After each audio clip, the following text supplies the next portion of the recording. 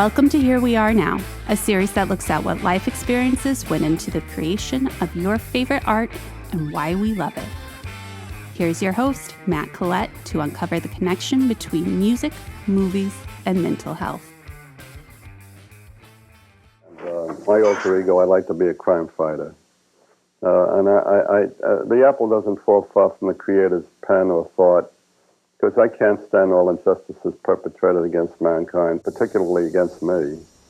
And I know when I was a poor kid, there were a lot of injustices perpetrated against my family. But somehow I guess I was always attracted to the evil side of man as well as the good side.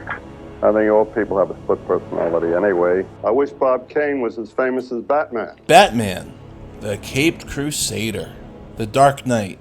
You get it. Batman is undoubtedly one of the most popular, enduring, and successful superheroes of all time. Comics, cartoons, movies, so many movies. Toys, soap, bedsheets, you name it, Batman is everywhere. But, like everything else, this phenomenon was created by a human being with life experiences of their own that go into the character. In this case, though, it gets complicated because the credit for Batman and the world around Batman is famously contested, but we'll get back to that later. First, let's focus on the man who created Batman, or at least takes credit for Batman, Bob Kane. The following was written by Richard Warshak for The Atlantic. His pals nicknamed him Doodler because he was constantly drawing pictures. His pals had nicknames too. They were fellow members of a neighborhood club known as the Zorros, an appellation that a young Robert Kahn had chosen, inspired by the cinematic crusader for justice played by Douglas Fairbanks Sr. The Zorros clubhouse was built with wood stolen from the neighborhood lumberyard, a place whose many nooks and crannies made it the location of choice for their games of hide and seek. One night when he was 15 years old, Khan, who went by Robbie at the time, had a terrifying encounter. Walking home through rough neighborhoods of the Bronx after a music lesson, carrying a violin case, he was followed by a group of seedy-looking roughnecks from the tough Hunts Point district, as he wrote in his autobiography in 1989. They wore the sweatshirts of the Vultures, and they were known to be a treacherous gang. They were whistling at me and making snide remarks that only Goyles played with violins. I stepped up my pace, and so did they. Finally, I started running, and they did likewise, until I reached my neighborhood. Unfortunately, my buddies were not hanging around the block at that time. Khan's memoir goes on to give a very lengthy, melodramatic, blow-by-blow account of his dash to the familiar lumberyard, the Vultures' pursuit with terrifying menace in their eyes, and his attempts at self-defense, complete with Zorro leaps, grappling hook, and mid-air kicks, while swinging on a rope. He fought bravely, he writes, but for naught. My worst fears came true. 2 vultures pinned both my arms behind my back and held me firm, while another beat a staccato rhythm on my belly, knocking the wind out of me. Another bully stepped in and used my face for a punching bag, while he cracked a couple of my front teeth. I was in a fog when I felt my right arm crack at the elbow after a gang member deliberately twisted it behind me in order to break it. The pain was excruciating, and I screamed in agony. Before I blacked out and fell to the ground like a limp rag doll, I heard him laugh sardonically, just to make sure that the fiddler ain't gonna play his fiddle no more. Little did he know that it wasn't playing the violin again that concerned me, but the fact that he had broken my drawing arm. Then, he stepped on the hand of my broken arm. I don't remember how long I remained in a blanket of darkness before I regained consciousness, but when I came to, I was a beaten, bloody wreck. Somehow I managed to pull myself up, and it was then that I noticed my violin on the ground, smashed to pieces. This was the coup de grace. The whole episode, to this day, remains in my subconscious like a nightmare. I had played Zorro and lost. Had it really been a dream or a movie, I would have emerged victorious. But this real-life drama had almost cost the life of a reckless 15-year-old. Here we have a boy who was attacked by a gang of vultures in the night. He defended himself by playing Zorro, using a grappling hook to fend off the attackers. He was unsuccessful and was hospitalized, severely injured, with the possibility that he would be unable to pursue his chosen career. In spite of permanent injuries, scars, chipped teeth, and limited mobility in one arm, he went on to become a cartoonist. 7 years after being brutalized, he created a comic book superhero that would become a pop culture legend, and whose appeal may be deeply connected to what happened that night in the lumberyard. Is it possible that this trauma influenced Bob's initial concept of the Batman character? I can't stand all injustices perpetrated against mankind, particularly against me. Now, we're taking what Bob wrote here at face value, but it is well known that Bob Kane employed many ghostwriter collaborators. Bill Finger was one of these, and it has been debated for decades that Bill was in fact the main creator of Batman, his secret identity of Bruce Wayne, Robin, Catwoman, the Joker, the Batcave, the Batmobile, and on and on. He never got credit, and therefore never shared in the money generated for Bob Kane, DC, and later Warner Brothers for the characters that he created. As early as 1942, movie studios were approaching DC to create films, at that time movie serials, of Batman. Bill Finger continued to work under Bob Kane into these years, and my question is this: did Bill base the personalities of some of these characters on the man who took credit for his ideas? Two-Face, for example, is a villain that immediately comes to mind. Harvey Dent, a respected Gotham City district attorney who was a media darling and great hope of the people, but at the flip of a coin could also be a ruthless, murderous criminal after a splash of acid deformed half of his face. Bob Kane felt wronged by society. He felt owed. I wish Bob Kane was as famous as Batman. He clamored for validation, fame, and wealth, and was unwilling to share it with Bill Finger or anyone else. Maybe Bill based these villainous characters on Bob, either consciously or subconsciously, as a coping mechanism. Regardless, Bob Kane took credit for all of them. In 2015, Bill Finger was given credit for Batman and the credits for Batman vs. Superman: Dawn of Justice, 76 years after its creation and 41 years after his death. But now, Batman belongs to us, not DC, not Warner Brothers, and not Bob Kane. Sure, they reap the profits, but the world has it in their hearts. Now let's talk about the connection between Batman and mental health with our special guest, Avi Durchfort, a talented musician and guitar tech.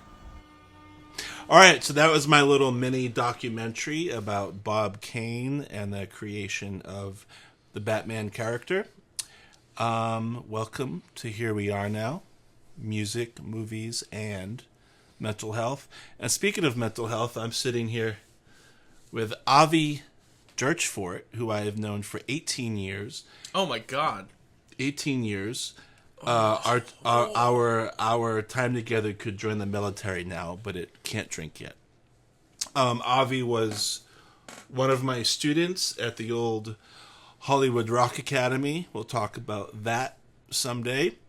And now he is 47 years old. 46, but who's 46. And he has joined me because he's a big Batman person, comics in general. I was wondering about that. Why am I the Batman expert? You'd have to tell me that. That's what's hilarious is when I found out that this was the topic that we were going to do. I was like, awesome. Well, you thought we would do Boogie Nights? I don't know. Like, there's so many things we could talk about. I thought maybe we'd do a Beatles one or something blah blah blah. He was like Batman. All right. Batman. I would like some points for not wearing the mask and the outfit. I think it would have been better if you had. Could have done that. Anyway, some of you, thank you for watching and listening, or whatever you're doing. Some of you have mentioned that the shows go too long. Some have said that they're not long enough. So I'm going to try to meet in the middle, and I'm going to watch that clock and see how we do. So anyway, Avi Durchfort is a... Why don't you tell the good people what you do? I'm a resident Batmanologist. Shut up. I got a degree in Batman Tell the from people... the School of Gotham. I'm a musician and a connoisseur of all things pop art and pop culture, I guess. I'm a guitar player. I'm a songwriter. And a guitar tech.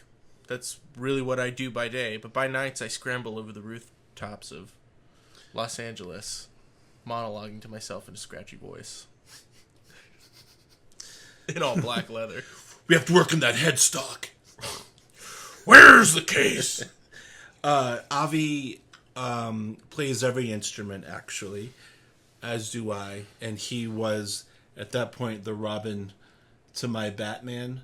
Complete with green Speedos. And now I guess it's more of a Nightwing. And I'll take that. I'm Alfred. Why do you shut your mouth? Jim Gordon. Okay, all right. What did they call her when after the Joker broke Barbara Gordon's back?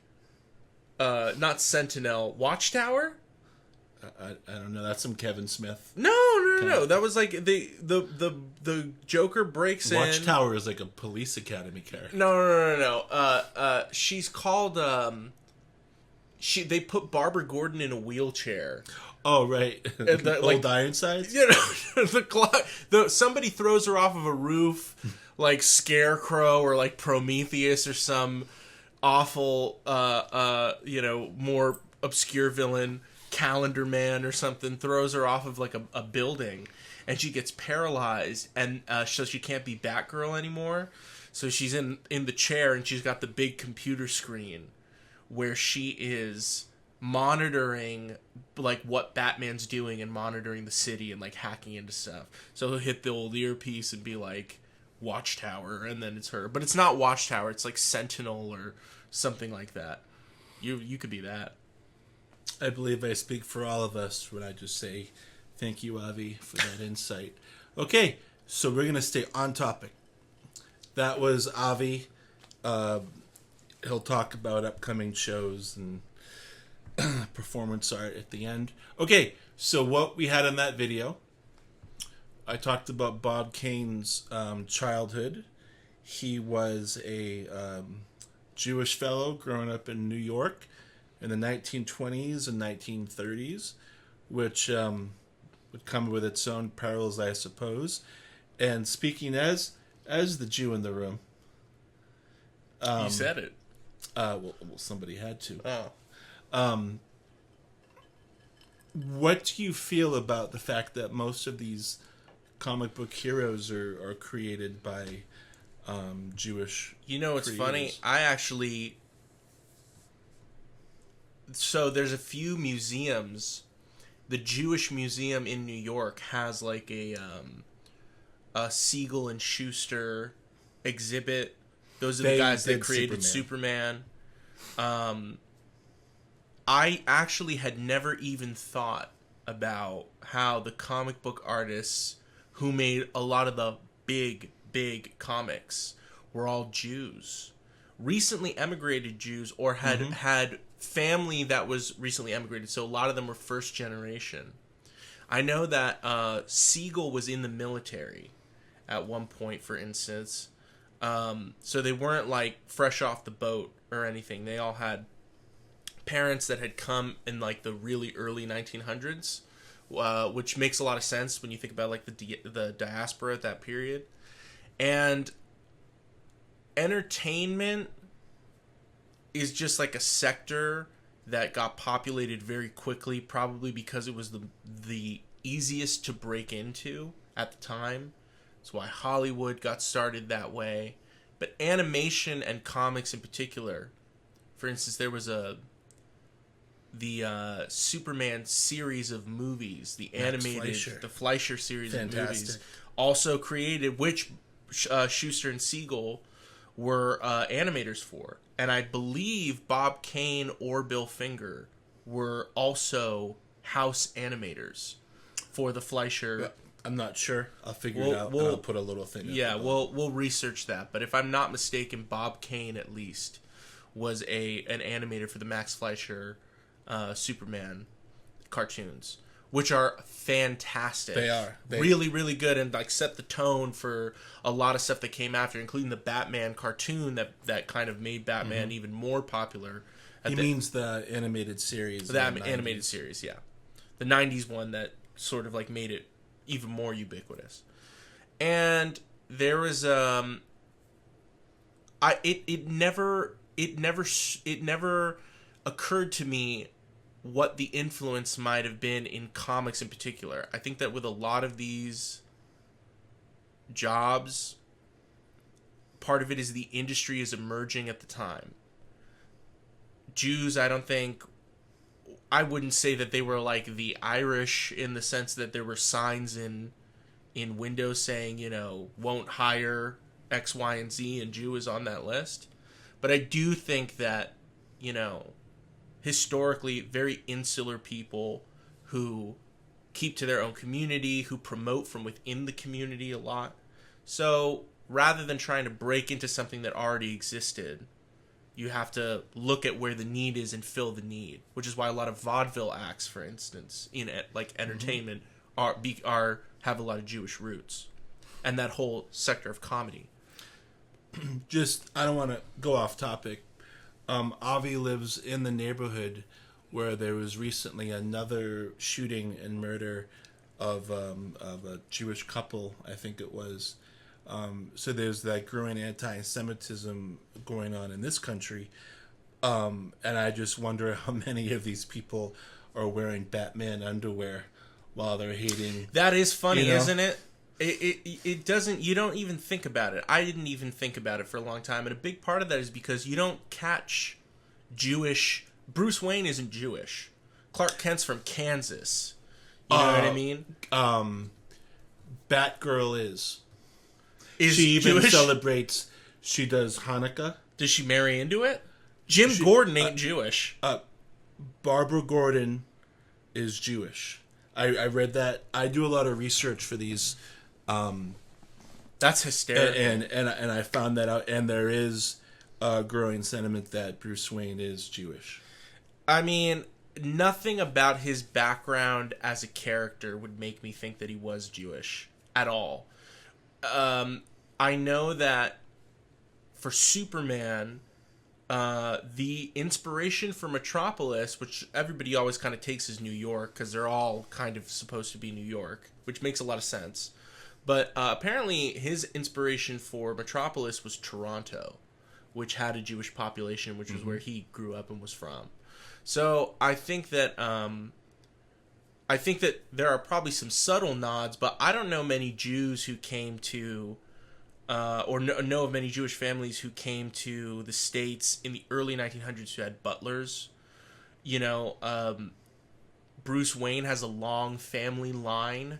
That's kind of like part of the whole character, is that the Waynes are an old family. To me, it was always like if J.P. Morgan or Getty's kids, if one of them turned into a vigilante or something like that.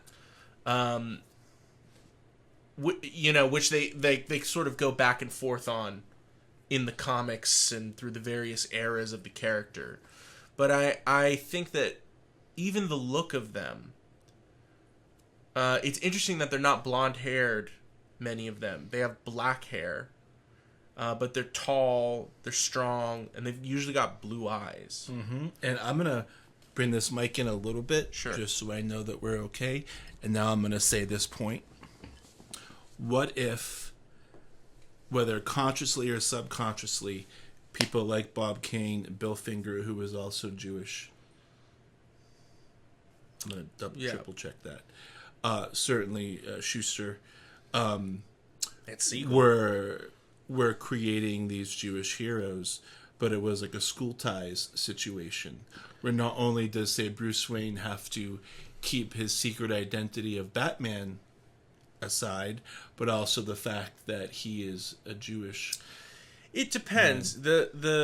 I'm sure that what you see in the documentary that you put up ahead is that the original name of Bob Kane is Robert Kahn. Yeah. You know, it's definitely a popular. It was a popular move at the time to sort of conceal your possible ethnicity with a different name. But I don't know. There's a lot of Monday morning quarterbacking with that. A lot of like hindsight 20. Is Bill Finger Jewish, by the way? Bill Finger's Jewish. Bill Finger's everybody. Jewish. Where's that in the Adam Sandler song? You know, I don't know. I do know. It's funny. Like a lot of the kids, some of there are kids that I'm thinking of, families that I'm thinking of, that are super duper into comic books who also have very strong European Jewish ties. I don't know what that connection is, except that it's incidental. But I do think that it's kind of fascinating. And there isn't anything very Jewish about those characters to me. I think that what would make them a Jewish character to you? That they were Jewish. I mean, we're talking about Batman, but Superman is from like the most un-Jewish background you could imagine as a character, and he's created by two first-generation American Jews. He's from Smallville, Kansas. You know what I mean? Like it's just as un-Jewish as it could possibly be. Bruce Wayne has a mantelpiece with a big old English, W on it, and there's all this like, wood paneling and stuff. It's a very old family. One of those families that's like goes all the way back, that's like an oil family or a railroad family, the Waynes. I mean, his dad's a doctor. Maybe that was like the most Jewish thing about them. But even then, it's like this notion of old families and stuff, very not Jewish. The American Jewish experience is very much about new beginnings a lot of the time. So I don't know. There's just it's just nothing about the character screams inherently Jewish. Nor would you really think that it would. It's not appealing. It's not content that was made by Jews for Jews. It's for the wider America, which at that time is literally everybody else.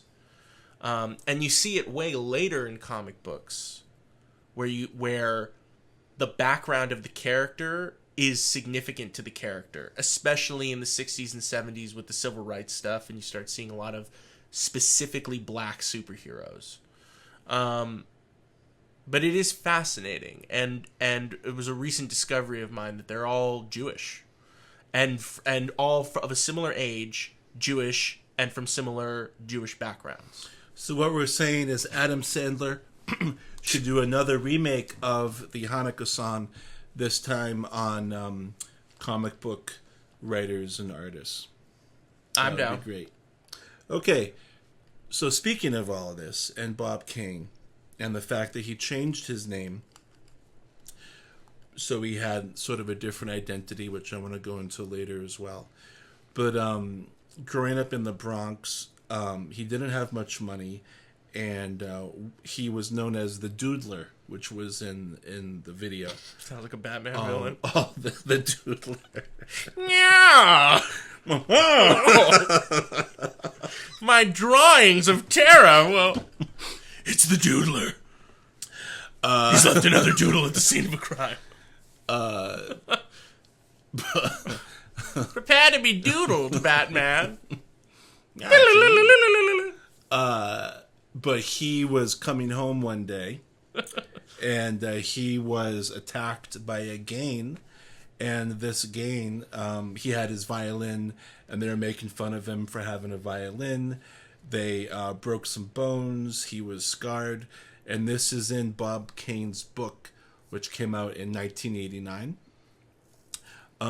It's difficult to read because he speaks very Bob Kane-ish. You'll see what I mean if you read the book or watch his interviews.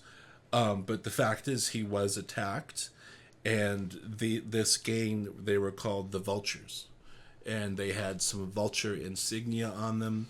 So he was scarred for the rest of his life, and it affected, according to what he said, his ability to draw and create art. Obviously, he was able to get around that a little bit.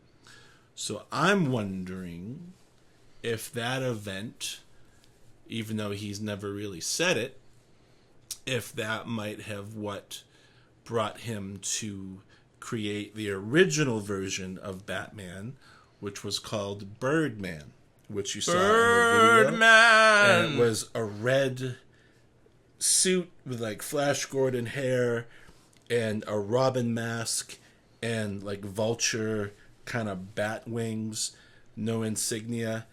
Do you think that had anything to do with it? Well, here's the real question. Do you think that story is true? Because when I read it, I thought he was embellishing quite a bit. I think that, first of all, there's a couple things. It's possible because when you see when there's like a zeitgeist shift, things become so fundamental that when you see them played out the way that you expect, you think that it's not real, because art is imitating life, imitating art, imitating life kind of thing. So it could be so fundamental, this idea of getting chased after school and being like accosted and assaulted and all this stuff, turning you into your like origin story. The fact that that's so pervasive in comics can make it retroactively seem like it didn't happen, or that it wouldn't happen. Just knowing what you know about like life and reality, to me, when I was reading it, I thought to myself, like, I wonder if you could take a time machine, you could go back, you'd actually see that there were these kids and they teased him, and maybe one of them knocked his violin down and he scraped his knee, and instead it's this like gut-wrenching, like, they broke my arm and then he took the violin and they beat me with it to within an inch of my life, and so I'm wondering how much of that is actually accurate. With anything that long ago, which is 100 years ago. That would have been 100 years ago. Wild. You don't know. Right. Okay? And everything that we're talking about is maybe. We don't know that any of these things really affected it. And he's known to part of the point of this episode is that the guy is known to be pretty loose with his recollection of things. We're definitely going to get general. into that. Don't worry. So I don't know why this one thing would be the thing. Take him at his word on this one thing. Right. Okay? Sure. Let's say that happened. Why? Because superheroes were still a very new thing. Mm-hmm. Before Superman, comic books were just, they would take comic strips from the newspaper, collect them, staple them, and try to sell them in a store. And with Superman, that changed. So now with Batman, why would he choose somebody who doesn't have superpowers? Well, that begs another question that's important to sort of think about, that we're talking about in this episode too, which is what did he bring to the character? Was it always supposed to be a character who was, what his quote about it is, I made a vigilante. Bob Kane says, I made a vigilante superhero. And Bill Finger, who we talked about, made him the world's greatest detective, a scientific detective. Mm-hmm. The Sherlock Holmes aspect to it. If that's the case, then yeah. He's the vigilante part of it. Which is a different... It's the thing that is the most significant about that character, and the thing that sets him apart from every other superhero. Is Spider-Man a vigilante? Is Superman a vigilante? Would you call them that? The other names for Batman, everybody's got, every superhero's got like 10 different names.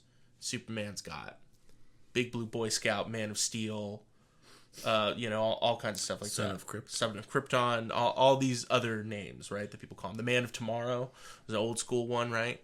Spider-Man's got, Spidey, Friendly Neighborhood Spider-Man, the Web Slinger, all kinds of... The Doodler. And Batman's is the Caped Crusader. You know what I mean? The Dark Knight. Like, it's all stuff that has to do with this, like... this presence that is about it's vigilantism seems to be like a bigger part of that character. So I would say it's not a wild idea that there's an obvious connection with this, possible tragic backstory. But isn't it funny that Bob Kane is not Bruce Wayne's character? Oh. Okay. So let's get into Bill Finger now, because this is where it happens. No, sorry. What I mean is, before you say that, isn't it funny that, like, Bob Kane didn't lose both his parents in a tragic alleyway, thing. What he was influenced the most by was Zorro. And so it's like, what is Zorro?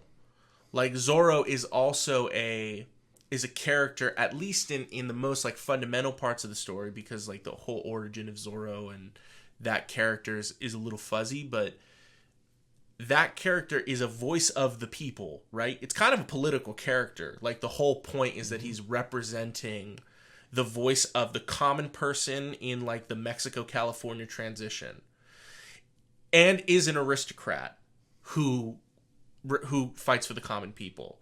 So that idea is there. The like a dark figure that strikes fear into the heart of, like, tyrants and oppressors, people who, like, Zorro doesn't beat up thugs in alleyways. He beats up soldiers from, like, a tyrannical government, It's a funny kind of flip where Batman very specifically is... the whole point of the character is that he's making up for a horrible wrong that was done to him, personally done to him, and should therefore never happen to anybody again. Kind of a funny difference. You could say the same thing about Spider-Man, too. And just so you guys know, we all think of Batman as someone who would never have a gun or kill people. In the early comics, he literally had a holster. Yes. And he was pow, pow, pow. Yeah, he's shooting people all the time. All this stuff comes, like, way later and is... but that's normal. That's with a lot of superheroes. Mm-hmm. Superman could just jump. Yes. Which is so dumb. Superman could... The leap tall buildings in a single bound thing is the guy could jump really high and then come back down again. And the flying thing was actually added in the Max Fleischer movies. That's true. Just to help the animation, because it was kind of a bummer to keep bringing the guy back down again and then having to animate him coming back down. So they would just keep him in the air because it was easier. Okay, so Bob Kane may have or may have not been attacked by the Vulture Gang in New York. Don't you picture that as West Side Story, too? Stop it. Hey, Bob. Yeah. Get him! And then they all, like, dance over to him, and they're like, we're the Vultures! Caw-caw! So we're really trying to keep this on track. We're really trying. Drink a sip of your water. Yes. So I'll get these words out. Yes. Here we go. So Bob Kane comes with this red-clothed Birdman, and he had brought a Ghost Rider on, which he had an army of, and his name was Bill Finger. And also, as we mentioned, another Jewish man. He was from Colorado originally, and he was really suffering. He was selling hats and shoes on the street. Keep in mind, this is in the midst of the Depression, and they're in New York, and it's rough, man. And we're on the verge of going into the war. I don't think that most people really knew what was happening in Germany in 1938. Not at all. You know, but Bill Finger sees this picture of Birdman, and I was like, what if he has like a cowl? What about like more of a blue and gray? And how about a logo that says he's the Bat? And what if he's in a cave? And how about a Batmobile? Ooh, he needs a partner that helps him, and that could be Robin. He needs a good nemesis, maybe Joker. You know what? You see where I'm going. That's Bill Finger, none of which he officially got credit for officially until 2015 when The Dark Knight Rises came out, which is funny because Batman versus Superman.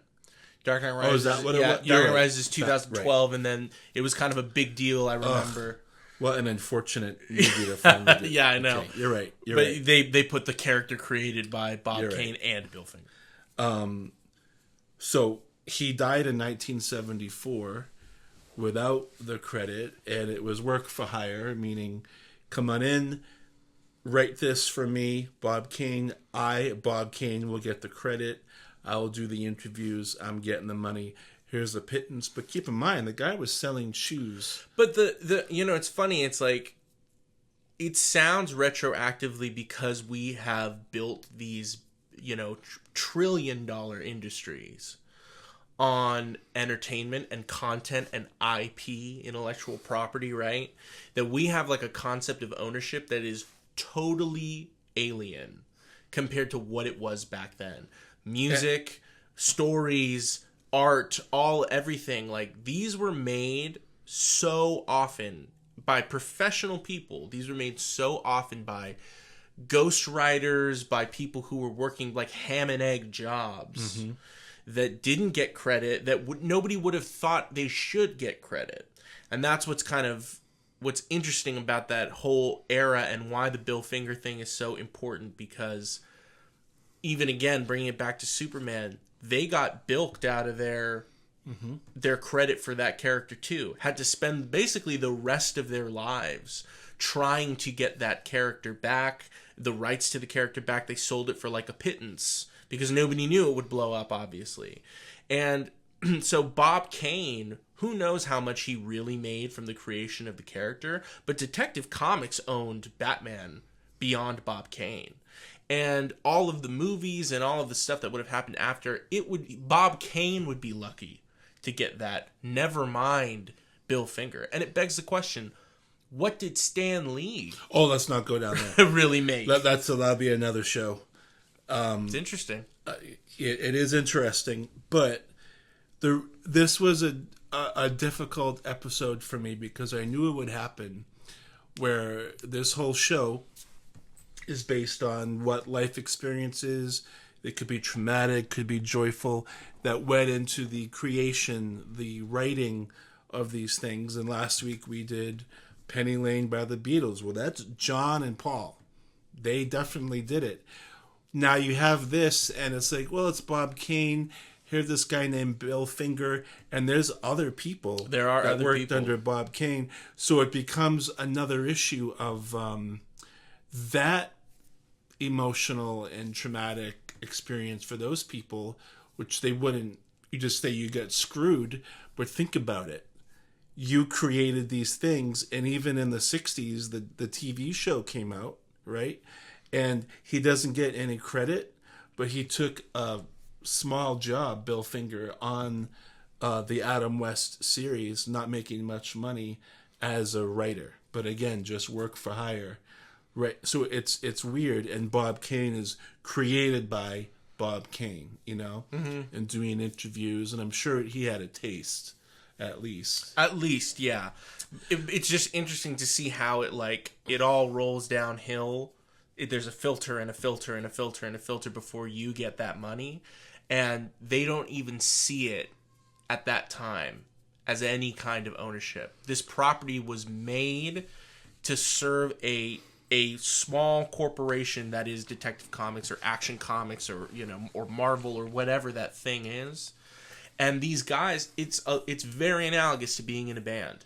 There's that idea of it's called In the Room, for anybody who doesn't know, which is a lot of deals are struck in music about dividing credit, where if you were in the room when the idea was like came into fruition, you automatically get a cut of that. Not everybody abides by that rule. It's not like carved in stone or anything, but there have been a lot of legal precedents that have been set with carving up ownership of songs. The Beatles being a really good example of people dissecting years later who did what in little pie charts of trying to figure out exactly who did what thing so you can get exactly the right amount. And in the end, it's kind of a wash. Everybody did something. There's a lot of cooks in the kitchen making it happen. In the end, there has to be a head chef. And then that head chef is not necessarily the owner of the restaurant. When Avi, at my old, I had a School of Rock thing. I'm not going to talk about that today. But we only did original music, okay? And that was to keep me from getting bored just doing Van Halen covers every week. And to me, it was a great way for the kids to learn, because you're learning by creating stuff out of thin air, which you're not learning how to play an A chord, that we are learning what sounds good in this thing that you're creating, you know? But the rule was all the kids were the songwriters in the band. And I did that just to avoid parents coming at me or whatever. And it was an issue sometimes. Yeah, and sometimes it was rightfully an issue. Working with the kids, I eventually later then took over and worked with a lot of those kids. And sometimes you would see some kids would come in with like finished songs, and the other kids who were maybe less interested than them didn't do anything. Mm-hmm. It's like a book report or any other thing in school just where there was like at anybody's job. It's exactly the same. So it's no different for these comics, and it's just looking back on it. One, you get told one person has done it for a very long time, which is sort of like the industry standard to tell people that. So you spend, 50 years saying it was one guy, and then when you look into it more, you go, well, actually it was kind of a lot of people, and it was a bit of a village. And then beyond that, then you have the changing idea of intellectual property and ownership of a creative idea. What does it mean to have this be my character?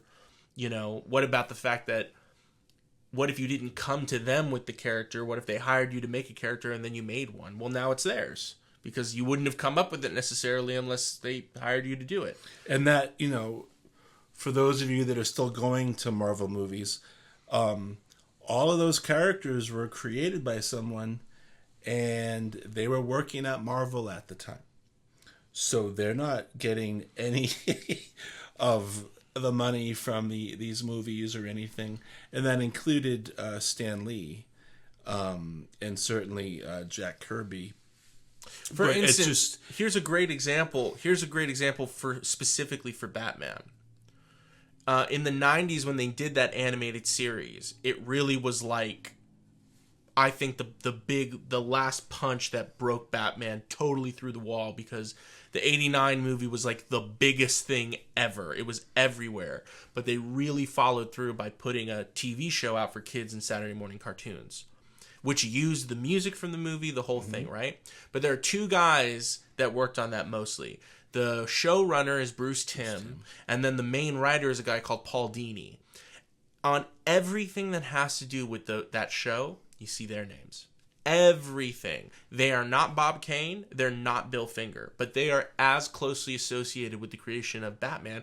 Here's even more evidence of that. Not a lot of people realize that the character of Harley Quinn, who is a huge character, a big IP in and of itself, played by A-list movie stars and, the whole thing, solo movies, everything. That was created for the animated series by Bruce Timm and Paul Dini, who then wrote that character and all that character's attributes about being like a Stockholm syndrome kind of character, and like all these things that you sort of identify on like the top level and then deeper into the character, all done by these guys or their writing team, perhaps more people that we don't know about, but mainly thought up by them, as much as we can see.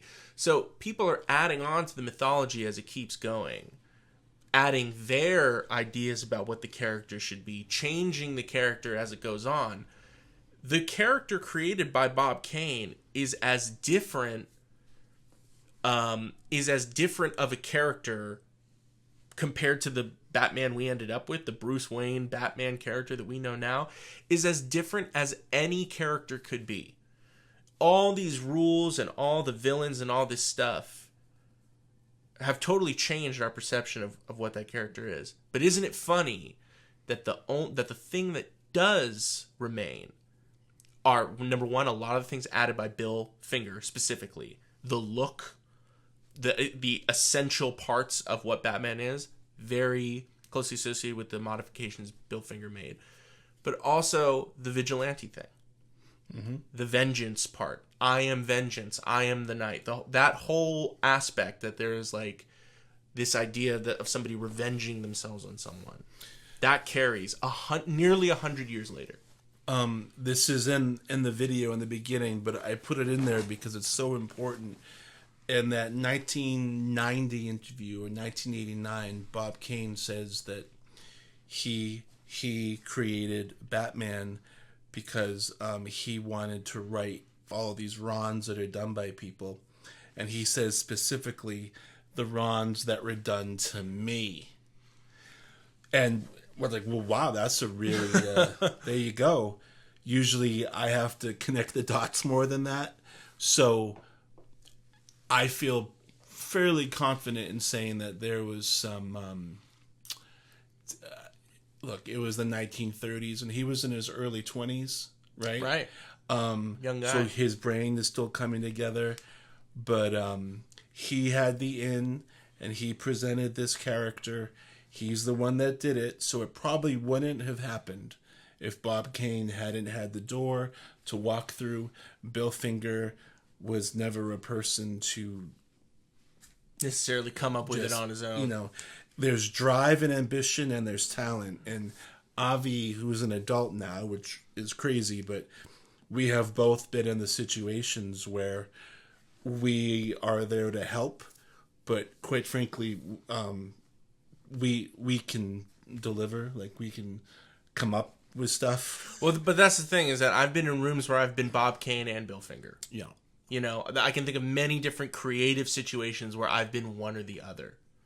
You know, and I know the frustration of being Bill Finger. There is also a frustration with being Bob Kane. You know, having to sort of like reassure yourself, I came up with this character, this is my thing, and like in some kind of way, rightfully so. It's just a shame that these guys are long gone and can't see what happened to their character. Well, Bob was there. Yeah, right. He was there. He was alive. He's a creative consultant on Right. the Tim Burton movie, right? Yeah, he's all over it. And, Right. You know, I'm old enough to remember when that came out and seeing him on Entertainment Tonight in his ridiculous outfits. And Right. He dressed like Adam West as Bruce Wayne in real life. You have to wonder how much of that is retroactive, like him trying to be like the character or not be like the character.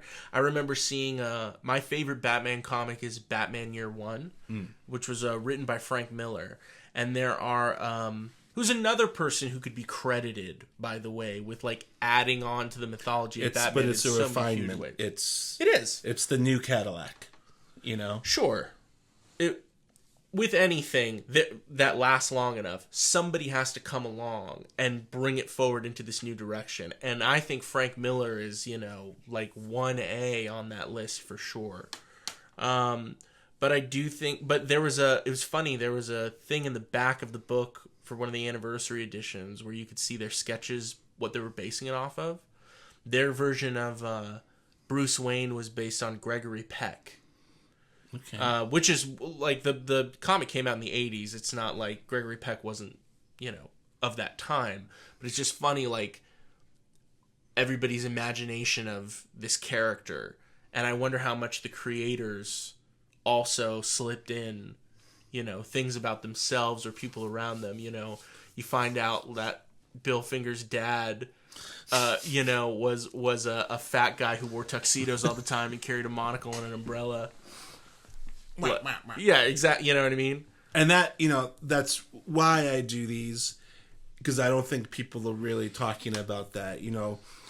YouTube and podcasts in general are just inundated with, we're going to count down the top 5,000 Disney animation characters. Right. That isn't what this is, and we're not reviewing any of these characters or the shows. We're just trying to find the maybes of these people's lives that may have led to it. And yeah, even with a Frank Miller refinement of a character, that goes into what you're doing. Avi's music, he sends it to me, and I'm pretty sure that I see the him, because I know this kid, and his lyrics. I mean, interesting. Right, like what part of it is the creator? How transparent is the art and the creator? Is it even supposed to be a mystery or not? But when you're talking about something that's joined up by so many different people, now you're considering lots of different people's influences and interests, and that's why it's so fascinating to see. I think the character of Batman is 95 or 93 years old. He is 84. 84, excuse me. I think that, in 16 years, whatever, if we're all still around and talking about Batman in 16 years, we will be. 100 years of that character, where it's ended up and where it started, and two guys that you can point to who started this idea, what kept through, what didn't come through, what people think about when they think about this character and what they don't. It's fascinating to see how many hands touch this thing before it comes out at the other end. And speaking of that, with Bill Finger, here's my other theory. Bill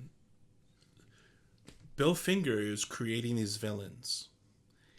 Now, Batman's becoming popular, right? So, movie studios were interested in doing movie serials, which they started doing in 1943.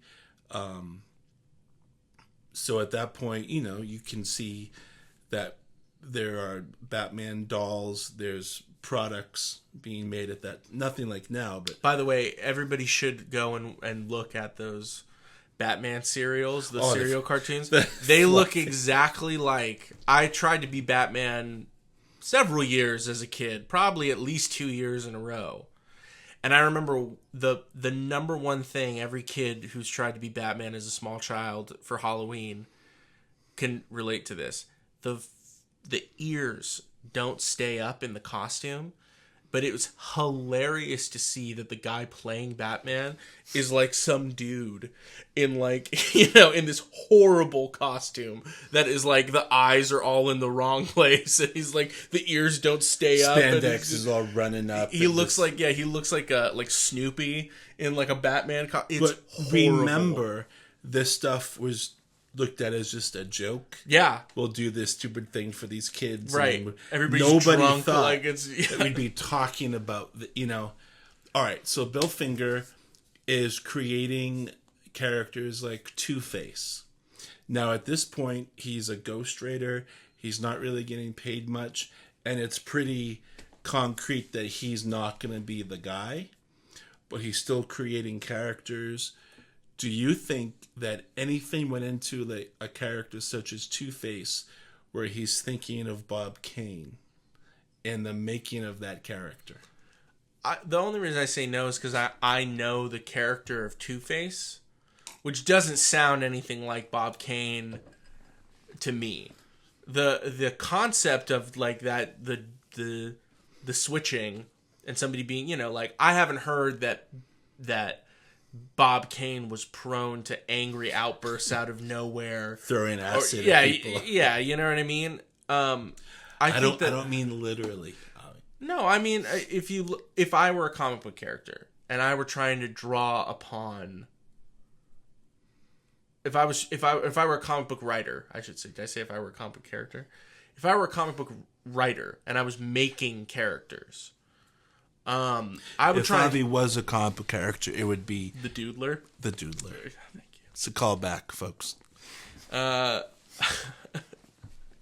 Doodler. With his pencils of steel. Take that! I'll erase you from existence. If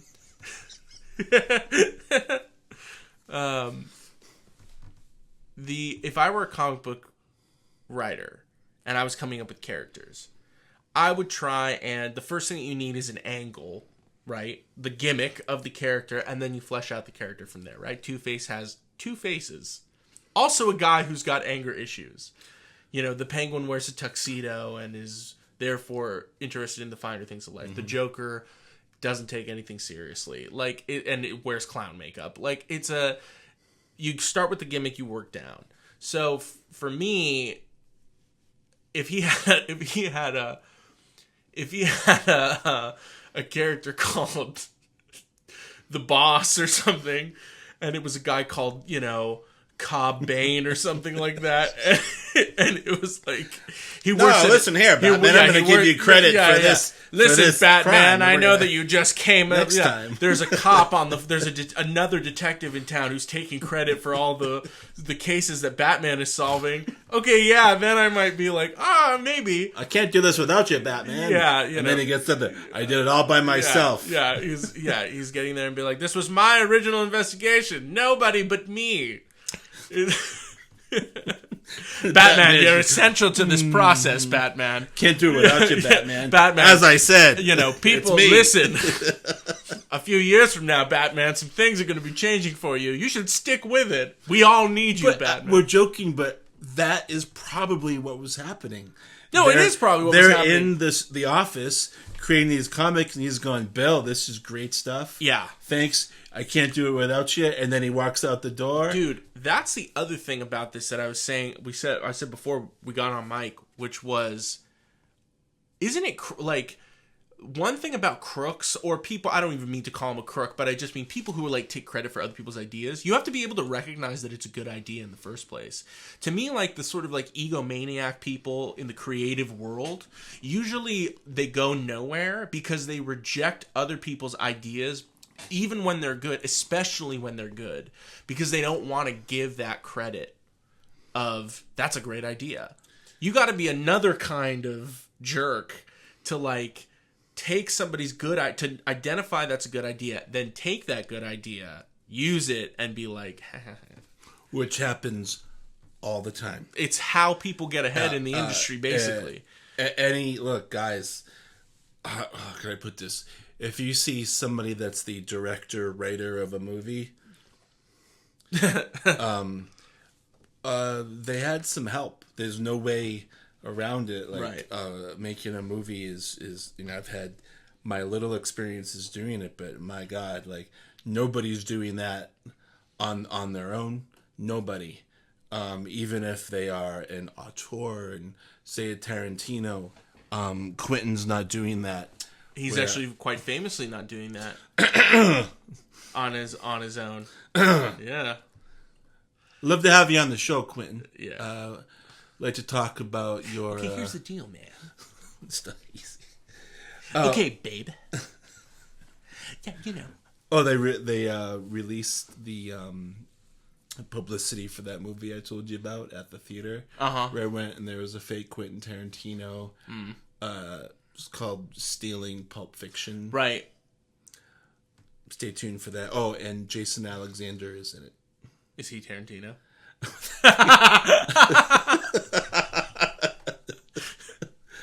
I got this idea! Pulp Fiction! I want to hear Tarantino do the frightened turtle in the ocean. Right.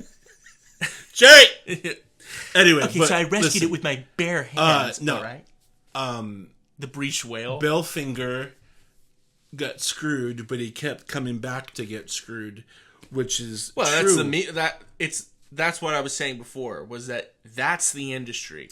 That's the job. And we all deal with that, whatever he may not have even thought. It's funny to you wonder at what point in the process he would have been like, yet another one of my really good ideas that has been credited to Bob Kane. Well, that has to be when he's doing the Adam West show and he's hired at a low-level writing staff, and he must be like, I did, but whatever, I have to pay the mortgage. Who knows? I mean, the people to talk to would probably be his family. Those are the people who probably would be qualified enough to say, you know, my dad, my brother, my uncle, whatever, Bill Finger, always talked about how he was so grateful that he had the opportunity and, you know, just wish that he could get the credit because he wants people to know that he came up with the character because he loved the character so much. Or he drank himself to death, you know, screaming at, you know, at Bob Kane, who wasn't there, in his Lazy Boy, talking about how he came up with all these ideas and they all got robbed. It's like anybody can take it differently. Who knows? And it's Bill Finger's granddaughter that advocated for him and got him that credit. Yes. And from that came this documentary that you've probably Yes. seen, which I recommend. And there's a new children's book as well about him. It's like a picture book for kids. It's just, this is a universal story for anybody that works not just a creative career, but any kind of job where you have people that kind of run with it and those that are really the ones cooking the soup that just keep cooking the soup, because not all of us are going to have that drive and ambition. In fact, you know, most of the really good art and the really good music you're never going to hear because that person doesn't have the initiative or the self-esteem to go and run with it. And I think a lot of that is your Bob Kane, Bill Finger dynamic, which exists. But that's why it takes both of them.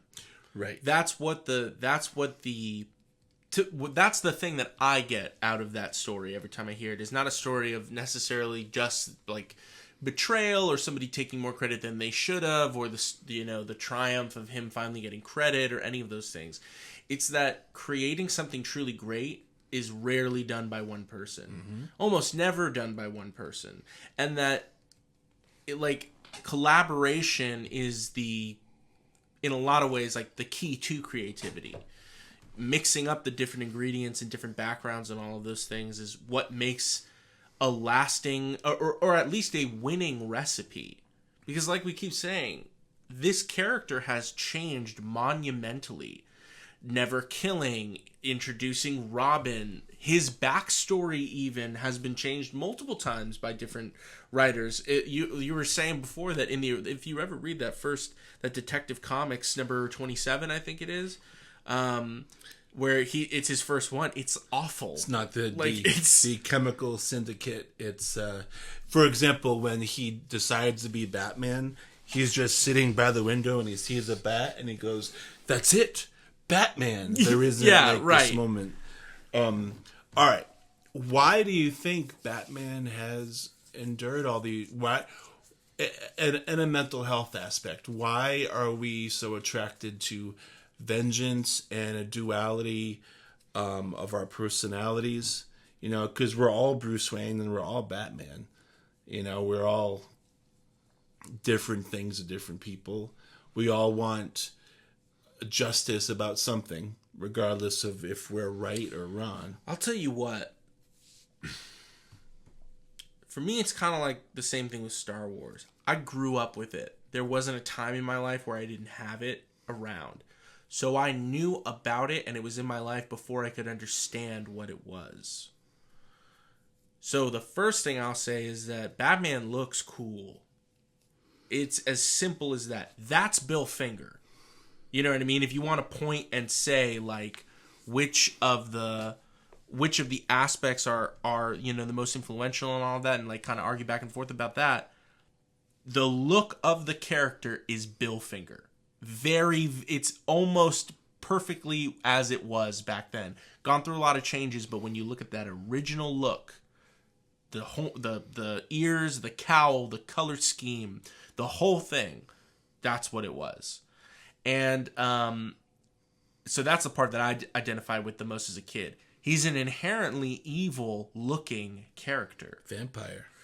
Yeah, even before What year did did Bela Lugosi's Dracula come out? 31. But there's a movie in 1930 called The Bat Whispers, Which Bob influenced, Kane has mentioned, and that's in the video as well. I watched it last night. It's rad. Is it cool? And it's on YouTube because it's in public Right, domain. it's 100 years old. Recommended. That's cool. Yeah, he's a gothic character, number one, who is also good. Now that's the thing that's by the way, he's not good. Neither is Superman. They're not good in the beginning. There is no there are no scruples about what they can get. Superman chucks dudes out of windows. Batman shoots people. In that first comic, they don't give a shit about anything. They are really rough with how almost like fascistic the characters are. They're very Might is Right about. They broke his violin. Yeah, right. But that's what's interesting about it, right? Is that especially now in like the modern parlance, Batman is a 1%er. Batman has a lot of privilege, right? Isn't that funny that character, which is that's not super unique to him. There are other comic book characters that are rich or that but he's the big things you can identify about that character that make him not like you, the reader, is that he's rich and an orphan. How many rich orphans are reading Batman? Like, he's actually nothing like the everyman. There aren't that many people out there who are trained by ninjas or whatever variant you want to take on, who are like combat trained orphans with unlimited bank accounts, who are also, so damaged that they take on, the night or whatever as whatever. Like, he's a pretty unrelatable character in a lot of ways. So what is the thing that makes him... He's cool. Like, Batman represents, at 100 years later almost, 85 years later, Batman represents discipline, right? The character has to be... That's his whole thing, is that he's like... It's like this weird, almost like Mamba mentality thing, where he's like worked himself to be so disciplined at what he does that he never makes a mistake, or almost never makes a mistake. He's insanely cool looking, just in the character itself. Dark, right? Also has things that you want. An unlimited bank account, fame, celebrity, which he resents as a character. But isn't it interesting that, like, Superman is one of the most relatable characters you could imagine, I guess, in some ways, as far as values are concerned. With Batman, like, none of those things are in common with the average reader that's reading him. So I think that there's a big, like, an even more obvious fantasy aspect. I should have said, by the way, not Superman. Spider-Man's the most relatable. For sure, Spider-Man's the most relatable. Spider-Man's, like, poor. He's still trying to figure it out, and do I want to be Spider-Man? He's an awkward kid, and he's a nerd. Like, people don't... He's bullied, and, like but, it's a...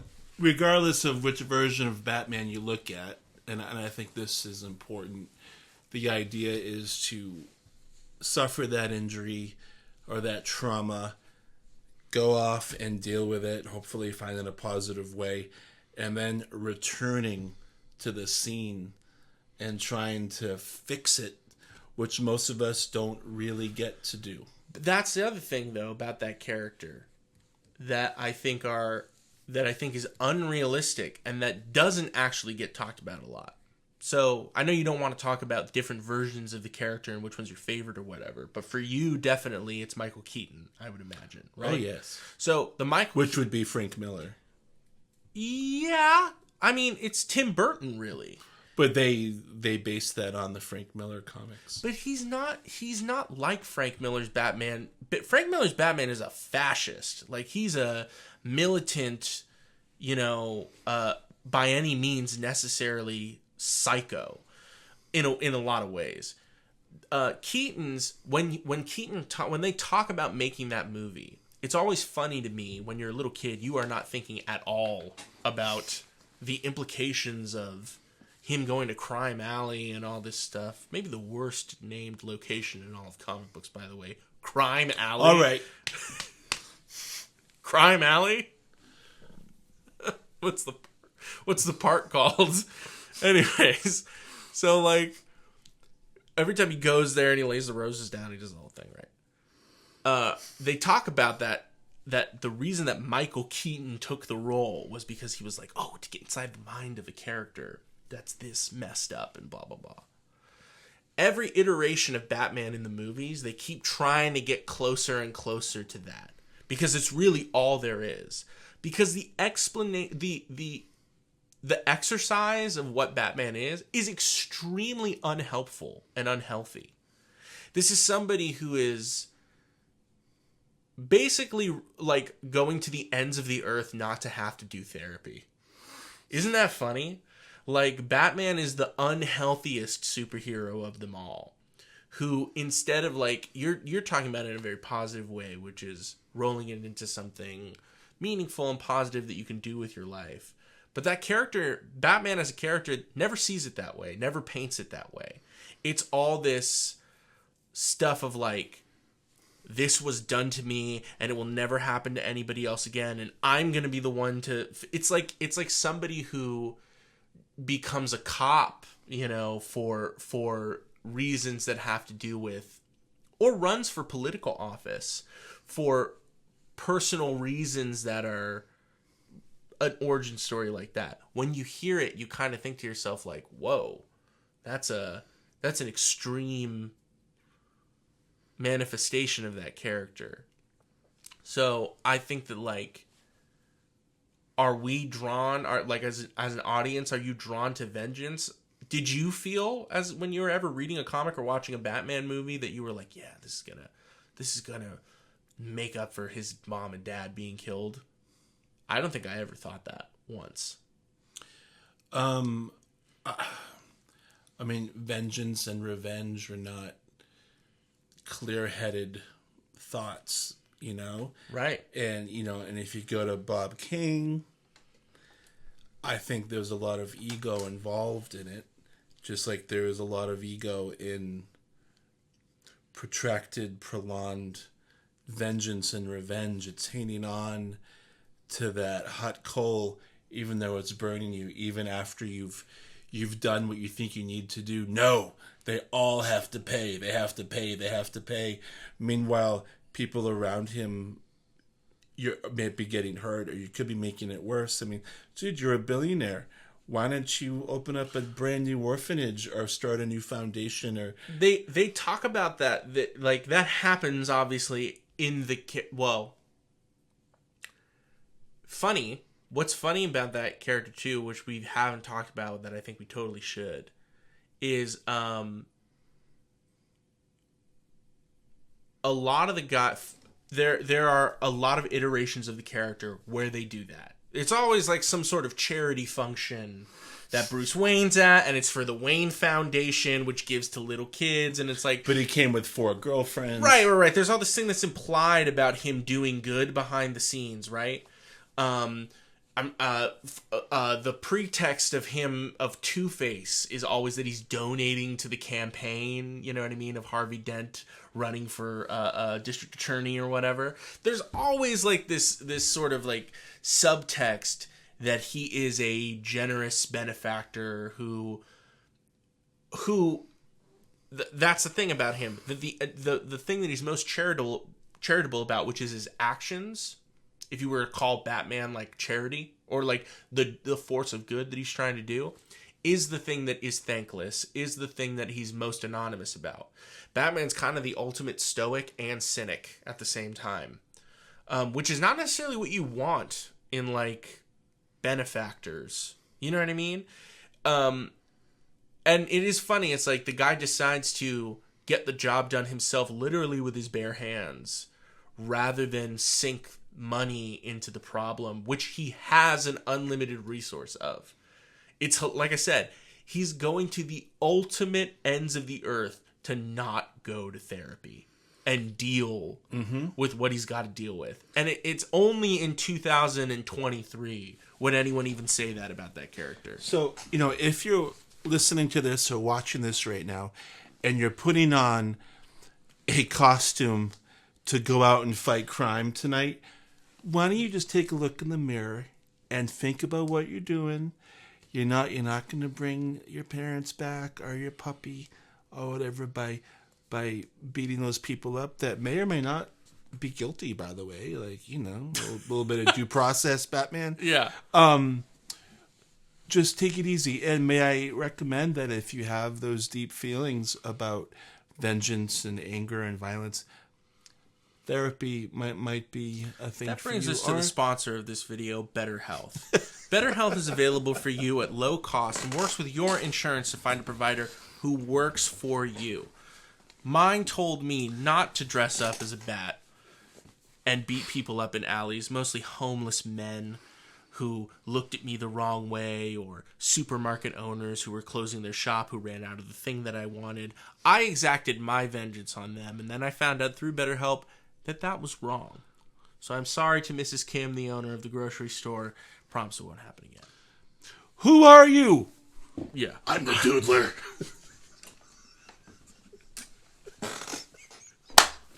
I'm gonna make that before I put this video up. I'm going to do that. That's gonna be what... Somebody doodled all over this alleyway. It's the Doodler.